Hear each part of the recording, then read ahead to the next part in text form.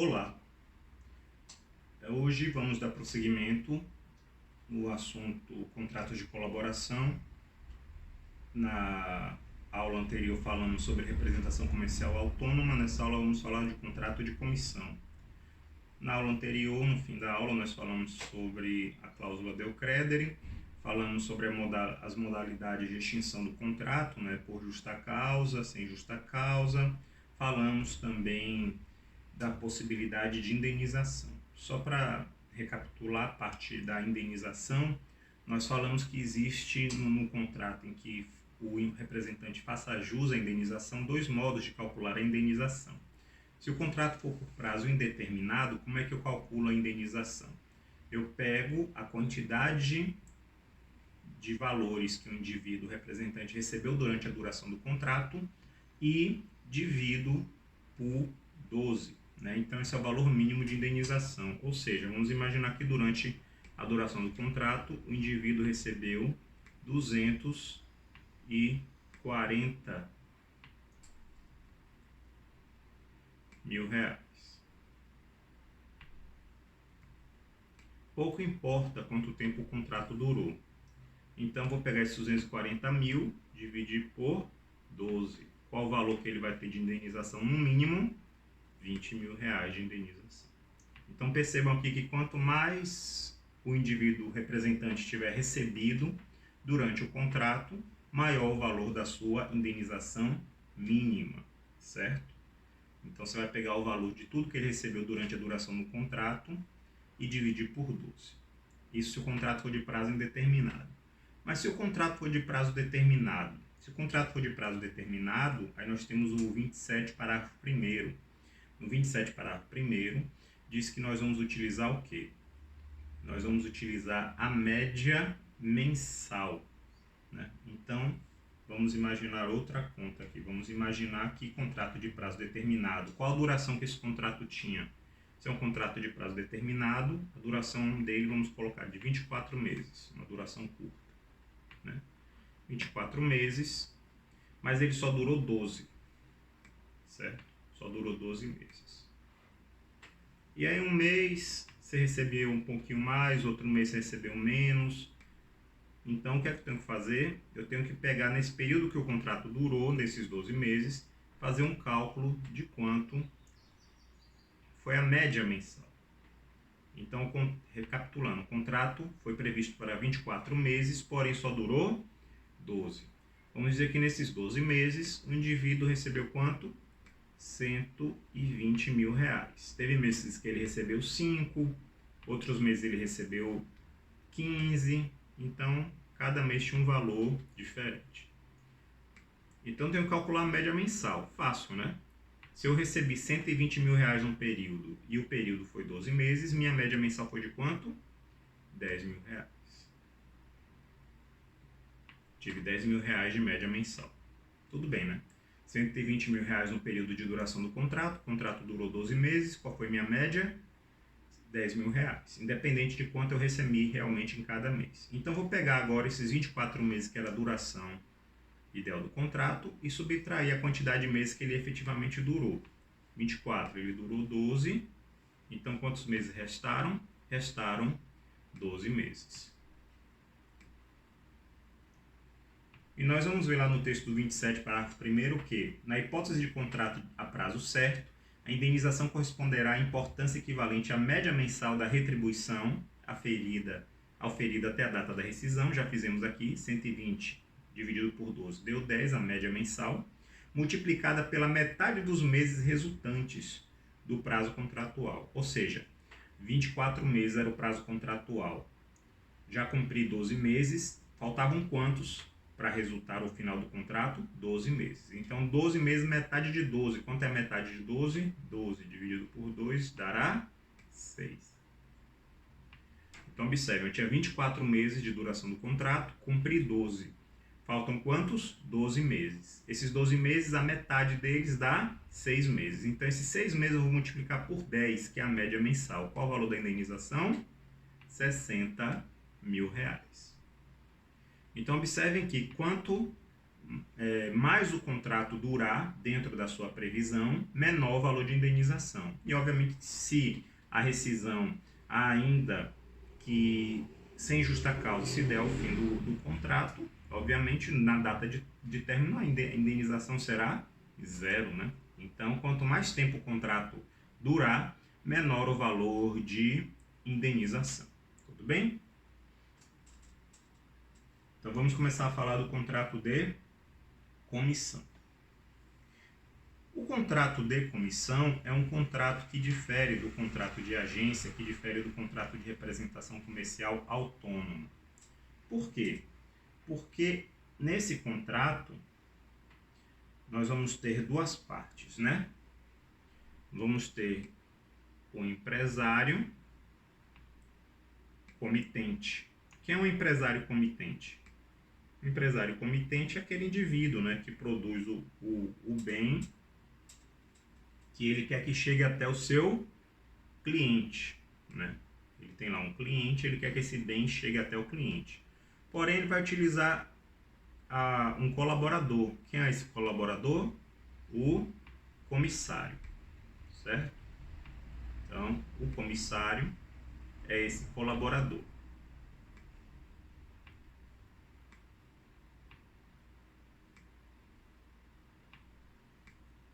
Certo? Aqui é o cliente.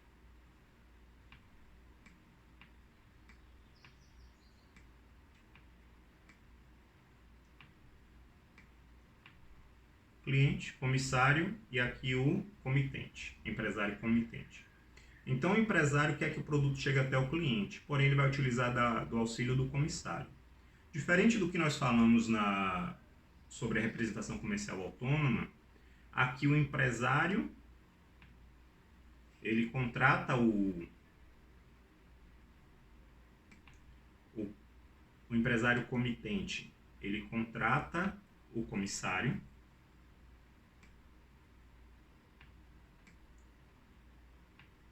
E aqui é onde nós vamos ter o contrato de comissão entre o empresário comitente e o comissário.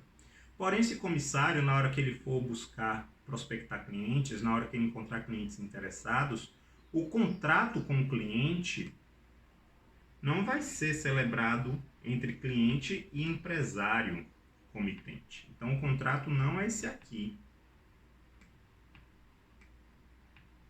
O contrato com o cliente é celebrado em nome diretamente do comissário.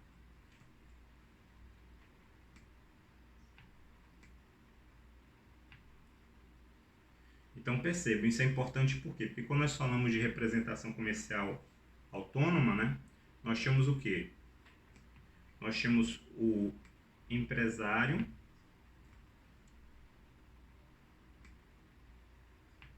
representado,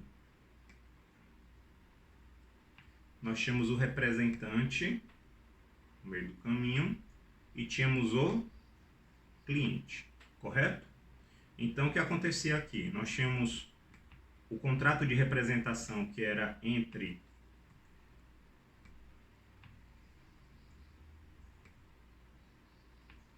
o empresário e o representante.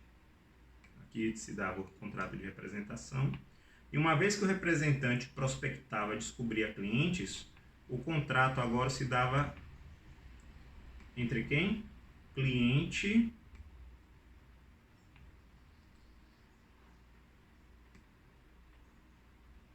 e empresário. O representante ele não participava desse contrato. Nesse contrato aqui,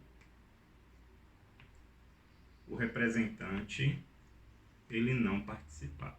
O representante ele descobre o cliente e o cliente celebra o contrato em relação ao produto diretamente com o empresário representado. Aqui vocês percebem que a dinâmica é diferente, né? O empresário comitente ele contrata o comissário, é o contrato de comissão entre as partes. O comissário descobre o cliente e quando ele descobre o cliente, ele que contrata com o cliente. Então o cliente vai ter as partes do contrato, vão ser o cliente e o comissário. Então o cliente ao adquirir o produto, ele não vai adquirir o produto do fabricante, do empresário comitente. ele vai adquirir o produto do comissário. O empresário comitente, portanto, não é parte desse contrato com o cliente. Já na representação, nós vimos que o empresário representado é parte. Aqui não, o empresário comitente ele não é parte do contrato com o cliente.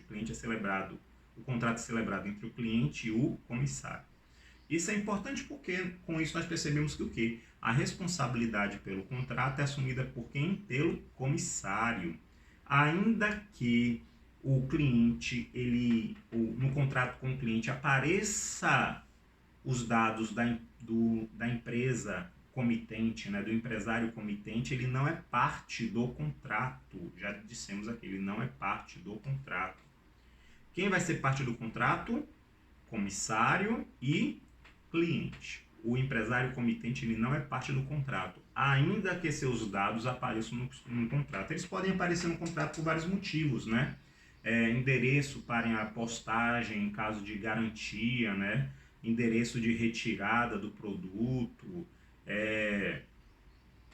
informações, onde obtém informações técnicas, assistência autorizada. Pode-se aparecer por vários motivos os dados do empresário. Agora, os dados do empresário comitente aparecendo no contrato não tornam parte do contrato, certo?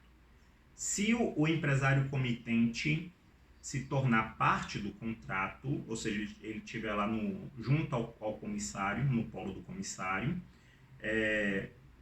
isso desnatura o contrato. Então, o contrato passa a ser visto como representação, certo? Então, a pegadinha é contrato de comissão. Nós temos dois estágios. Estágio 1, contrato entre empresário comitente e o comissário, ok? Esse é o nosso contrato de colaboração entre o empresário comitente aqui e o comissário. São as duas partes envolvidas no contrato de comissão. Então, o comissário, depois que ele é contratado, ele prospecta clientes. Encontrando um cliente interessado no produto, o contrato com o cliente é celebrado diretamente com o comissário. Então, as partes nesse contrato vão ser o cliente e o comissário. O empresário comitente ele não participa desse segundo contrato. Ele pode ser até mencionado de forma opcional, como eu falei, no caso de endereço de retirada do produto, endereço para garantia, para assistência técnica. Agora, o empresário comitente ele não é parte do contrato, né?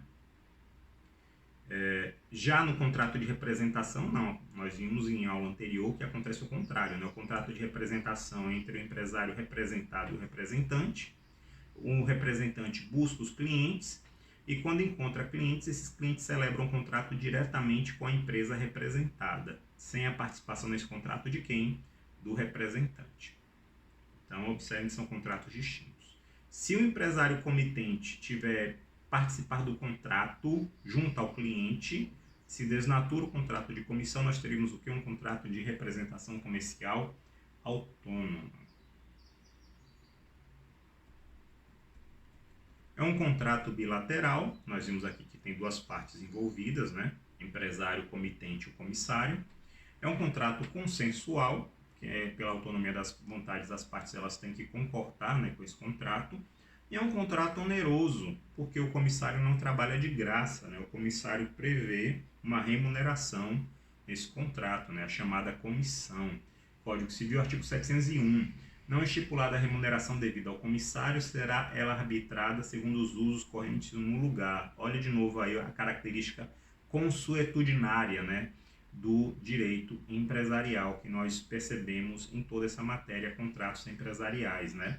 Então, na ausência de valor especificado no contrato relativo à comissão que é devida ao comissário, nós usamos o quê? Os usos do lugar, né, em que o contrato está sendo praticado para saber qual o valor que o comissário tem direito. 703. Ainda que tenha dado motivo à dispensa, terá o comissário direito a ser remunerado pelos serviços úteis prestados ao comitente, ressalvado a este o direito de exigir daqueles prejuízos sofridos. Então, o comissário tem direito à sua comissão, ainda que o contrato seja encerrado, mesmo que seja encerrado com ele cometendo alguma lesão ao contrato, né? Ou seja, o contrato sendo encerrado por justa causa, sendo que o faltoso foi o comissário. Então, ainda que o comissário tenha feito alguma coisa de errado na gestão do contrato, ele terá direito a ser remunerado pelos serviços úteis que ele prestou ao empresário comitente, né? Óbvio que se, por exemplo, o comissário deu um prejuízo ao comitente, o empresário comitente, nesse momento que ele ia pagar as comissões pendentes, os valores pendentes ao comissário, ele pode descontar os valores que ele sofreu prejuízo, tudo bem? Então, o comissário tem direito a pagamento de comissão. Se a comissão não estiver ajustada no contrato de comissão, vai se usar o valor referencial do local, né, dos usos do local em que o contrato está sendo cumprido.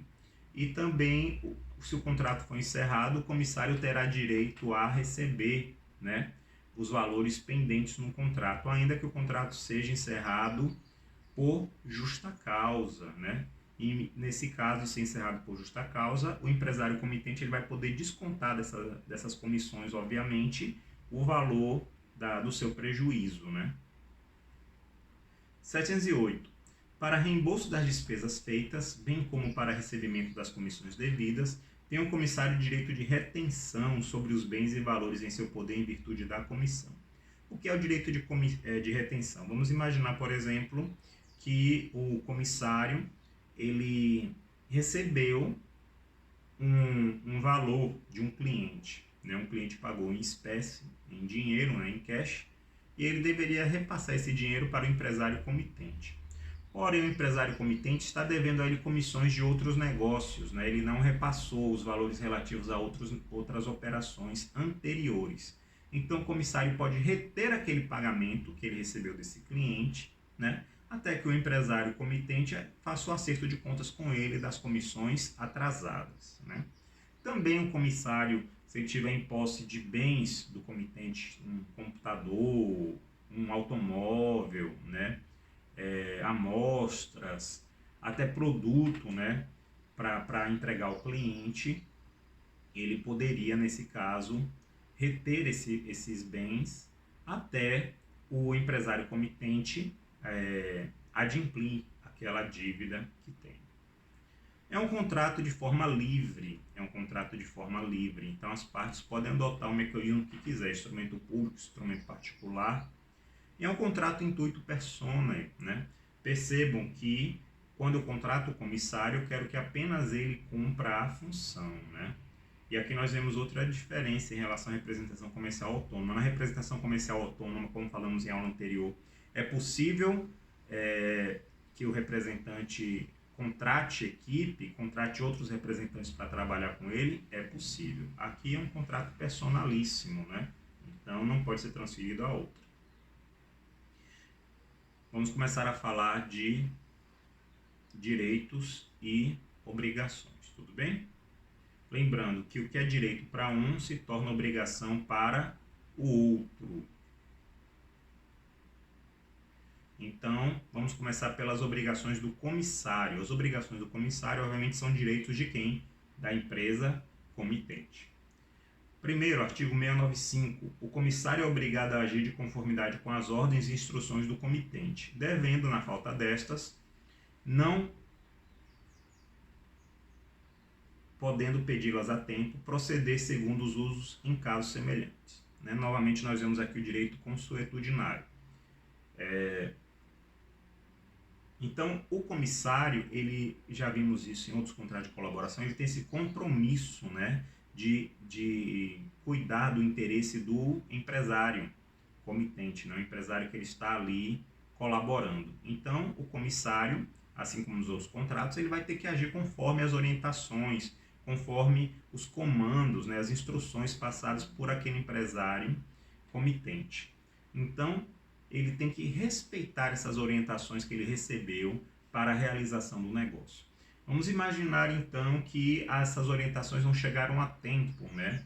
Nesse período de pandemia aí causada pelo vírus SARS-CoV-2, vamos imaginar que houve uma falha de conexão, né? A operadora de telefonia entrou em pane, e aí o comissário ele não conseguiu falar com o empresário comitente, uma indústria aí, de insumos médicos, né? e há um grande pedido de álcool em gel para ser fechado pelo cliente. O cliente quer comprar um lote grande. Aí, nesse caso, o comissário ele vai ter que agir conforme os usos e costumes, né? Tem um cliente lá querendo fechar um pedido de imediato e o comissário ele não consegue entrar em contrato com a empresa, né, comitente, para saber se ela vai conseguir fabricar aquele lote e entregar no prazo exigido pelo cliente. Então ele vai ter que usar os usos em casos semelhantes, tipo qual o prazo que ele sabe que o cliente dele está atendendo, né? Então se a empresa comitente está entregando o álcool em gel com prazo de 15 dias, o lógico é que ele use o mesmo prazo de 15 dias. Ele não pode fechar para uma entrega em 10, em 20, ou nem em 10, nem em 5, né? 20 ele poderia, seria mais tempo. Mas menos de 15 ele não usaria, não estaria usando o uso de casos semelhantes, né? O preço, se ele vender o último lote, né? Sei lá, o pote de um quilo, 1 litro, como quiserem, por R$ 10, ele não pode vender agora por 5, por 7, né? Então, nesse caso em que ele não consegue se comunicar com o empresário comitente, ele está aí na ânsia, né, de concluir um negócio com esse cliente, ele vai ter que utilizar os usos para casos semelhantes para respeitar o que é o melhor no interesse do empresário comitente, certo? Reforçando isso, no próprio 695 nós temos o quê? O parágrafo único. Ter-se-ão por justificados os atos do comissário, se deles houver resultado vantagem para o comitente, e ainda no caso em que, não admitindo demora a realização do negócio, o comissário agiu de acordo com os usos. Vamos imaginar aqui que nessa mesma situação aparecem para esse cliente, aparece um segundo comissário de uma segunda empresa. Esse segundo comissário, vendo que o cliente tem essa urgência em adquirir esse lote de álcool em gel, oferece um desconto aí de 5%, né? E aí o cliente vira e fala para você, comissário da primeira empresa, eu dou preferência a fechar com vocês, né? Eu já conheço o produto, etc, né? Já temos aí uma linha, né? uma segurança no trabalho, mas se você não me oferecer a mesma condição que o outro me ofereceu, eu não tenho como fechar com você. Então perceba que esse desconto aí de 5%, né, poderia ser considerado vantajoso, por quê? Porque se você não desse desconto, talvez você perderia o cliente em definitivo, né? Então, seria normal que o comissário ele tivesse uma margem de negociação para manter o cliente, né? Porque não é apenas uma venda que ele vai perder, essa de 5%. Ele pode perder o cliente em sua totalidade. Então, é interesse da empresa comitente manter o cliente, né? Então, seria plausível que no interesse da empresa comitente, o comissário cometesse atos, né, que lhe resultassem em vantagem, né, e que a velocidade do negócio não permitisse, né, uma espera para verificar o posicionamento do empresário comitente a respeito, certo? Então, o que é que nós percebemos? O comissário tem que sempre agir em defesa do interesse o comissário sempre tem que agir em defesa do interesse da empresa comitente. Artigo 700. Se houver instruções do comitente proibindo prorrogação de prazo para pagamento, ou se esta não for conforme os locais, poderá o comitente exigir que o comissário pague incontinente ou responda pelas consequências da dilação concedida, procedendo-se de igual modo se o comissário não der ciência ao comitente dos prazos concedidos de quem é seu beneficiário. Ou seja, aqui é a questão do pagamento. Na hora de receber o valor do cliente, o comissário tem que observar aquilo que foi ajustado com a empresa comitente. Por exemplo, se a empresa comitente disse, não, a gente pode dar um prazo de até 30 dias. Então, se o prazo for de até 30 dias estabelecido, ele não pode dar 40, não pode dar 50, né? Sem a autorização da empresa comitente. Então, se ele dá uma dilação de prazo, essa dilação de prazo não corresponde sequer aos usos locais, né? Não, essa dilação de prazo ou é proibida pelo contrato, ou não corresponde sequer aos usos locais, né, não há uma proibição no contrato. O contrato nada diz sobre a possibilidade de dilatar o prazo, ou seja, o prazo é de 30, mas o contrato não proíbe a dilação do prazo de pagamento pelo cliente. Então, ao invés de 30, eu dou 120. Será que os usos locais permitem isso, uma dilação de prazo de pagamento de 120 dias? Né? Então, tenho que observar isso. Né? Ou se o contrato proíbe, ou se o prazo que eu estou dando não corresponde aos usos em situações semelhantes. Então, se eu descumprir o contrato que proibiu a dilação de prazo, ou se eu dei um prazo maior do que os usos locais, o comissário poderá responder diante do comitente pelas consequências dessa dilação do prazo, inclusive ser responsabilizado por pagar à empresa comitente pelo valor que está atrasado, né, devido a essa dilação de prazo. Então percebam que, como o contrato entre o comissário e o cliente, se o comissário dá um prazo extra para o cliente pagar, sendo que a empresa comitente não havia vedado, ou esse prazo extra descumpre os usos locais para essa situação, a empresa comitente vai poder cobrar esse valor diretamente do comissário, porque foi ele que deu o prazo. Né? Também o comissário, se tiver essa política, né, de dilatar os prazos, sempre que ele dilatar um prazo, ele tem que informar a empresa comitente para que essa faça a sua programação nesse sentido, certo? Então, é possível a dilação de prazos para pagamento? É possível. Em qual situação? Quando o empresário comitente não proíbe ou quando essa dilação respeita aos usos e costumes locais. Do contrário, não é possível essa dilação e o comissário pode responder pelos prejuízos sofridos pela empresa comitente e também a empresa comitente pode exigir do comissário o total do valor devido, né, nesse atraso. Cláusula del credere. O que foi que nós falamos? Na representação comercial autônoma cabe cláusula del credere? Não, não cabe cláusula del credere na representação comercial autônoma.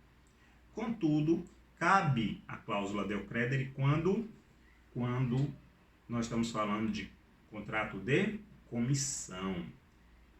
Então, o que é a cláusula del credere, pelo que nós percebemos aqui agora, quando falamos de dilação, quando o cliente não paga pelo contrato celebrado, quem vai responder diante da empresa comitente é quem? O comissário. Ok? Então, essa é a ideia da cláusula del credere. Quando o cliente não paga, né? Então, o cliente deixa de pagar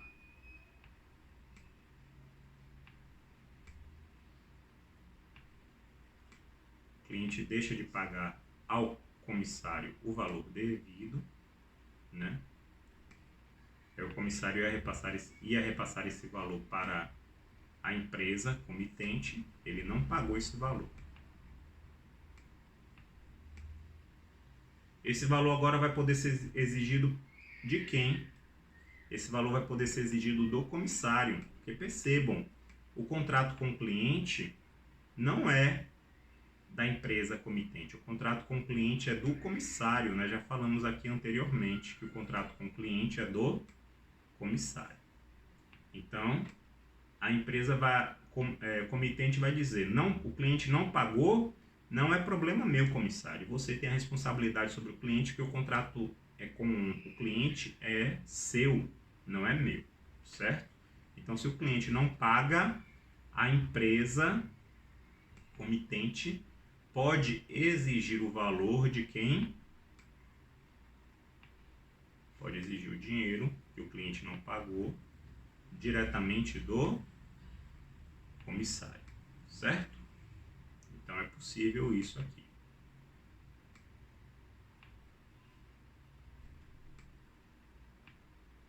Então o cliente não paga ao comissário, a empresa comitente pode exigir esse valor diretamente do comissário. Para essa exigência existir, o que é que tem que ter previsto no contrato? Tem que ter previsto a cláusula del credere. Então, a cláusula del credere precisa estar prevista num contrato. Se tem que estar previsto no contrato, esse contrato vai poder ser oral? Não, esse contrato vai ter que ser escrito, né, para estabelecer as condições dessa cláusula del credere. Então, a regra geral é o que? O comissário responde pela inadimplência do cliente? Não. Ele pode responder? Pode. Se houver o quê? Houver um contrato com a previsão da cláusula del credere. Se houver a cláusula del credere, esse contrato vai poder ser oral.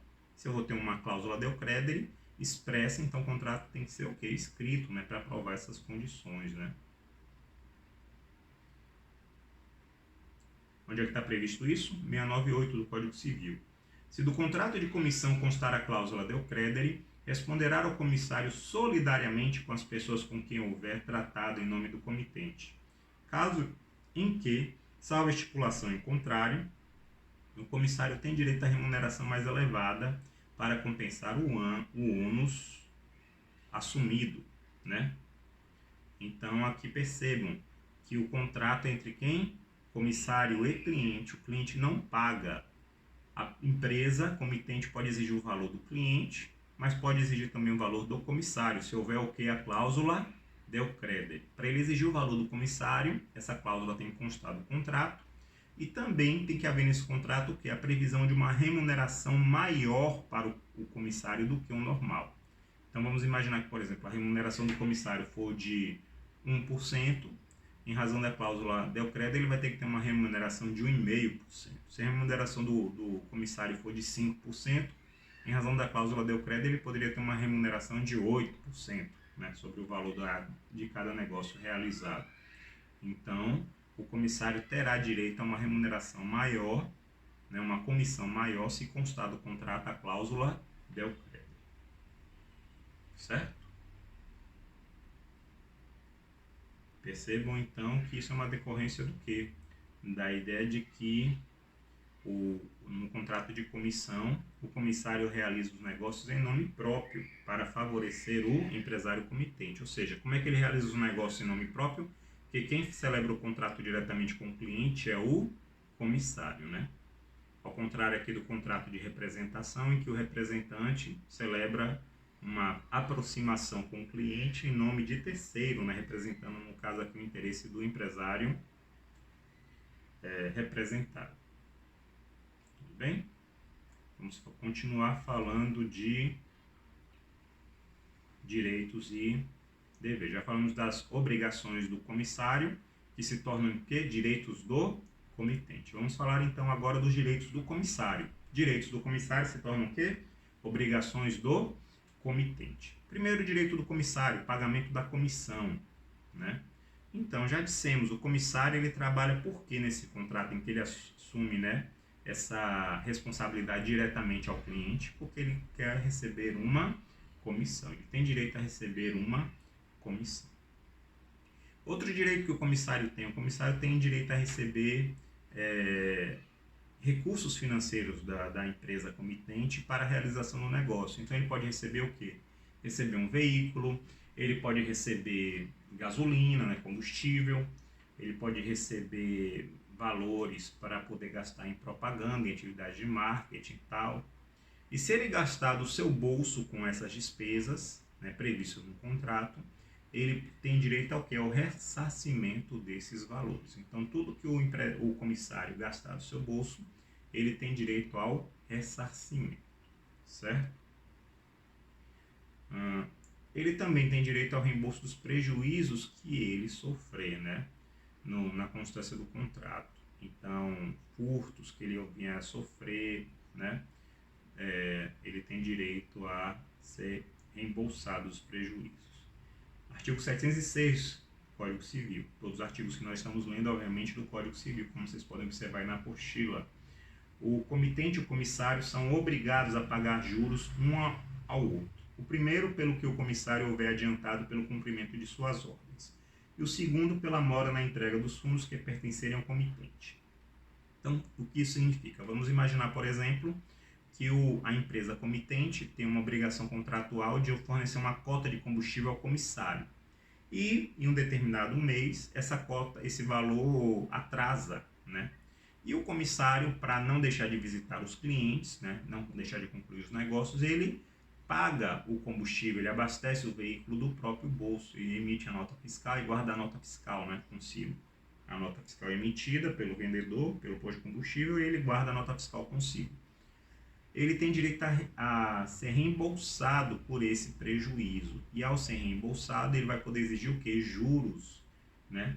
Pelo atraso nesse reembolso. Então, quanto mais demorar, maior o valor que o empresário comitente vai ter que entregar ao comissário devido a esse gasto com combustível. E o contrário nós já falamos, né? É quando o comissário recebe o pagamento do cliente, porém, ao receber o pagamento do cliente, ele não repassa dentro do prazo previsto para a empresa comitente esse valor. Então, esse atraso no repasse do valor devido à empresa comitente também obriga o comissário a pagar juros, né, sobre esse atraso no repasse. Então, vamos imaginar que o empresário comitente, né, contratou um comissário, e esse comissário fecha um negócio com o cliente vai lá e paga ao comissário. O comissário tem um prazo para repassar esse valor à empresa comitente. Se ele não repassa nesse prazo, ele responde por esse valor e haverá cobrança de juros devido a esse atraso. Retenção de mercadoria, já falamos, né? 708, para reembolso das despesas feitas, bem como para o recebimento das comissões devidas, tem o comissário direito de retenção sobre bens e valores em seu poder em virtude da comissão. Então, se o comissário tem direito a receber algum valor da empresa comitente e esse valor não é repassado, né, o comissário tem o direito de reter valores, reter bens em relação ao valor devido, né? Como eu já disse, se tiver combustível, se tiver um automóvel, se tiver mercadoria, o empresário comitente não pagou ao comissário o valor devido, como consequência, o empresário comitente não pagou ao comissário o valor devido, como consequência, o comissário pode reter esses bens, né, esses valores que tiver em sua posse, diante desse atraso, né, essa inadimplência do empresário comitente. E se o empresário comitente vier a falir? As comissões devidas ao comissário, elas são exigíveis no processo de falência? São. Artigo 707. O crédito do comissário relativo a comissões e despesas feitas goza de privilégio geral, no caso de falência ou insolvência do comitente. Falência será um assunto que nós trataremos oportunamente. Então, quando o empresário comitente ele encerra suas atividades num processo de falência, o comissário terá direito a receber suas comissões pendentes? Sim, mas no processo de falência existe uma ordem, né, preferencial e uma ordem de créditos privilegiados, ou seja, não é quem pediu primeiro recebe tudo. Existe uma ordem a ser estabelecida de quem vai receber e em quais condições vai receber. E o crédito do comissário, né, o valor que o comissário tinha direito a receber e não recebeu, nesse processo de falência ele estará com privilégio geral, né? Então ele estará na frente de outros créditos com a prioridade para receber. 705. Se o comissário for despedido sem justa causa, terá direito a ser remunerado pelos trabalhos prestados, bem como ser ressarcido pelas perdas e danos resultantes de sua dispensa. Então já vimos, né, que o comissário tem sempre direito a receber as comissões pendentes, ainda que seja dispensado por justa causa. Mas se for dispensado sem justa causa, além das comissões pendentes, ele pode receber uma indenização pelas perdas e danos decorrentes da sua dispensa, né? Aí vai caber o arbitramento, né, de qual seria esse valor de perdas e danos, né? Então falamos de obrigações do comissário e direitos do comissário. Lembrando que o que é obrigação para um se corresponde a direito para outro. Obrigações do comitente, o empresário comitente, quais são as obrigações dele?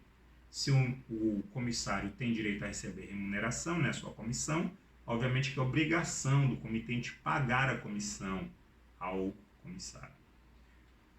Quando nós vimos lá na representação comercial autônoma, que, né, se não houver prazo ajustado, o prazo convencional é de 30 dias, aqui no contrato em comissão, a via de regra, o pagamento é à vista, né, salvo se o contrato estabelecer um outro prazo, né. Vimos também que o comissário tem direito a receber bens e valores necessários à execução do contrato. Então, o comitente tem essa obrigação de entregar os bens, os valores necessários à execução do contrato, né? vimos que o comissário tem o direito a ser indenizado por aquele valor que ele usar dos seus próprios recursos para cumprir o contrato. Então, se ele tem esse direito, é obrigação do comitente indenizar o comissário pelos gastos que ele realizar do próprio bolso, né?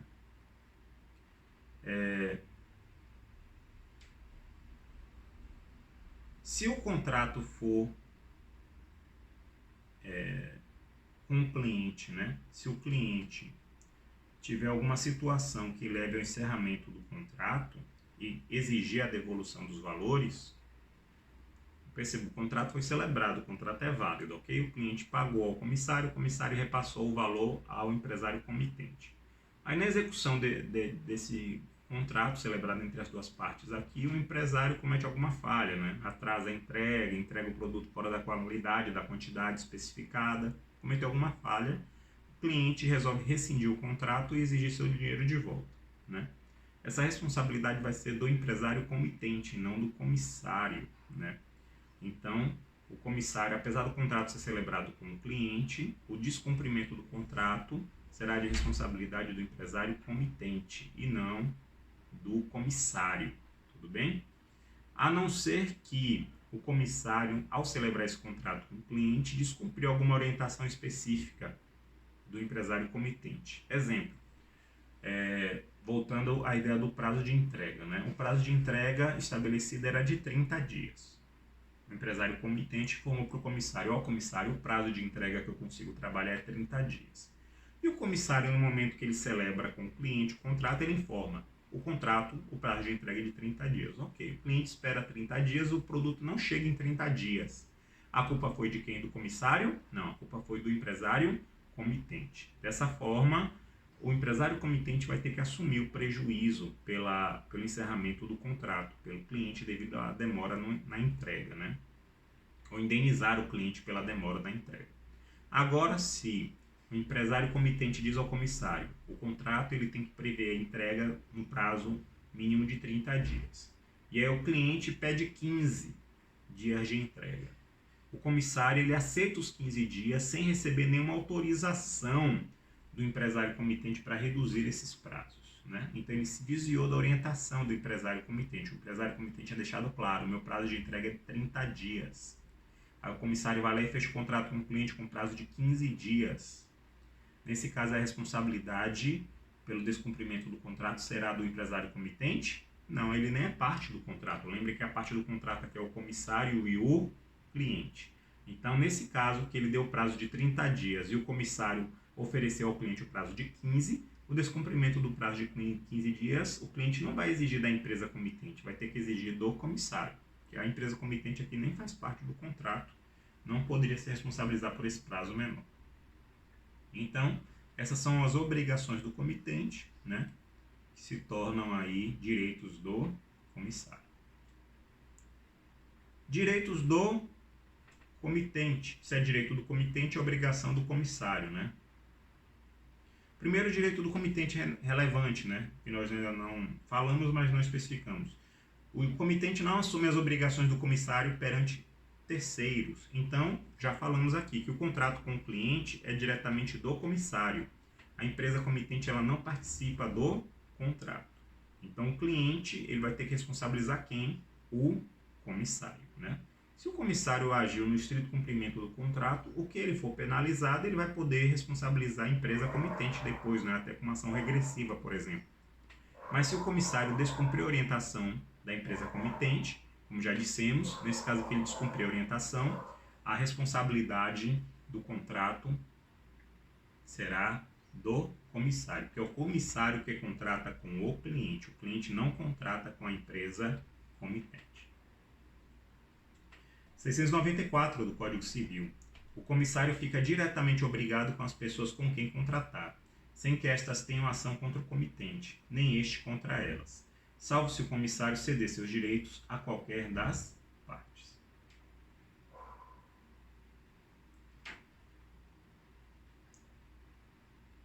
Outro direito que a empresa comitente tem diante do comissário é de alterar as alterações que ela prestar a qualquer momento. Onde é que está previsto isso? Artigo 704 do Código Civil. Salvo disposição em contrário, pode o comitente, a qualquer tempo, alterar as instruções dadas ao comissário, entendendo-se por elas regidos também os negócios pendentes. Então, aqui, e o que é que isso significa? Vimos anteriormente que é dever do comissário cumprir as orientações, atender às orientações dadas pela empresa comitente. Essas orientações podem ser alteradas a qualquer momento. Então, por exemplo, se a empresa comitente deu um prazo, diz, não, meu prazo de entrega é 30 dias. Ela pode a qualquer momento dizer, não, houve um aumento da demanda de álcool em gel, não consigo mais entregar em 30 dias. Então, comissário, você agora vai dizer que eu só vou entregar em 60. Aí o comissário vai dizer, e os negócios pendentes? Os negócios pendentes, ou seja, aqueles que não foram concluídos ainda, né, o contrato não foi assinado, esses também vão ter que aplicar a regra nova. Então, se o comissário estava negociando com esse cliente e tinha informado, o cliente perguntou, qual o prazo de entrega do álcool em gel? Aí o comissário disse 30 dias, mas eles não assinaram o contrato ainda. Aí nesse intercurso, vem a empresa comitente e informa ao comissário, não, nosso prazo agora, devido à demanda, a fábrica está com excesso de pedidos, eu não vou conseguir atender em 30, só vou conseguir atender em 60. Então nessa situação, o comissário vai ter que informar o cliente, infelizmente aquele prazo de 30 dias que nós estávamos negociando, eu não consigo mais atender, o prazo tem que ser agora de 60 dias, certo? Artigo 604 do Código Civil. Para encerrar esse assunto, resta-nos falar de extinção do contrato. O contrato de comissão ele pode ser encerrado por causas comuns, né? O motivo de qualquer encerramento, tipo verificação do prazo contratual, encerramento do objeto do contrato, né? Acordo bilateral entre as partes, né? A chamada resilição bilateral. Né? Então, se houver um contrato de comissão por prazo indeterminado, para operar a resilição unilateral, ou seja, uma das partes sozinha quiser encerrar o contrato por prazo indeterminado, será necessário fornecer um prazo mínimo para que a outra parte se programe, né? Lembrando que nessa situação, se houver investimentos consideráveis de uma das partes para a realização do contrato, a duração mínima para o encerramento do contrato tem que considerar o tempo necessário para a recuperação do investimento realizado pela outra parte. Então, é possível encerrar o contrato pelos mecanismos normais vistos em direito, sendo que a resilição unilateral, no contrato de prazo indeterminado, ela será plausível se houver o quê? Comunicação prévia em tempo hábil e também houver uma duração mínima do contrato para que a outra parte tenha recuperado os investimentos que realizou em decorrência do contrato.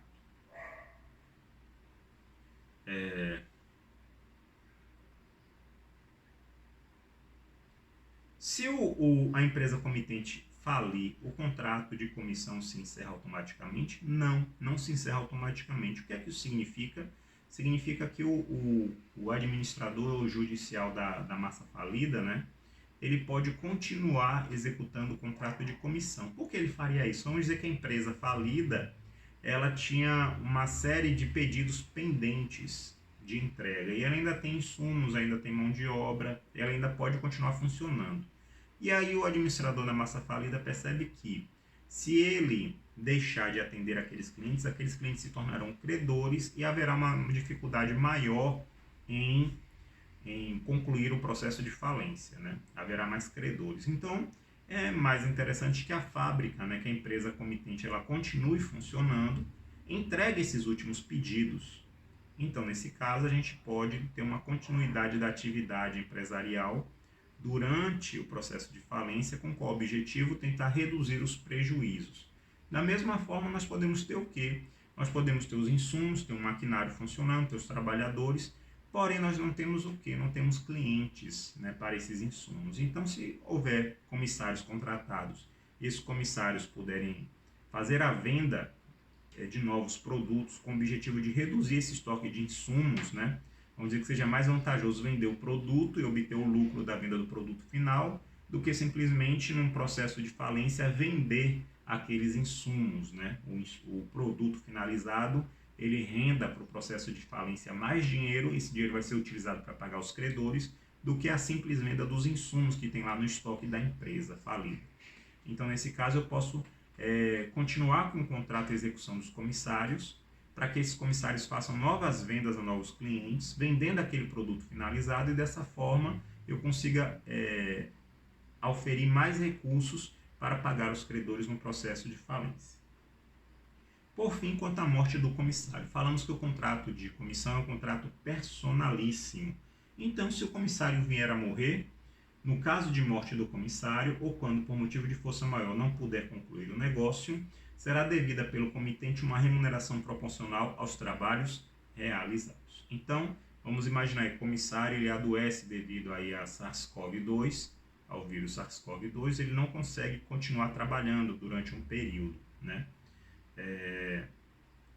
Ele tem direito ao quê? A receber a remuneração proporcional aos trabalhos que ele realizou até aquela data. Se ele vier a óbito, né, os herdeiros vão ter direito a receber essa remuneração. Bem, até o próximo encontro. Obrigado.